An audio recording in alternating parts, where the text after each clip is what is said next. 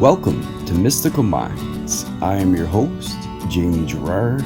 Today, I'll be reading you a poem called Just Being from the book 55 Poetic Cues, written by Danny Martin Girard.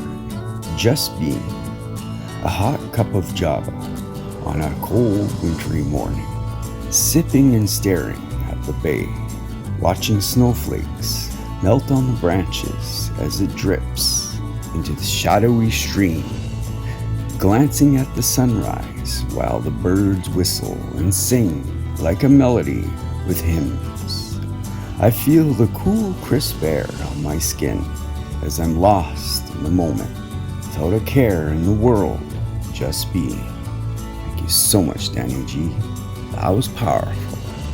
I love this poem because I love doing just what it says. I love just sitting and being and soaking in nature, just not even thinking of what those things are. Just let it be and just enjoy. You don't have to label it. When I don't label things, you can just enjoy the beauty of them, just like trees and things like this. Just look at them and just enjoy their beauty for what they are. I love this book. It's so relaxing. Thank you so much for listening. Have a beautiful day.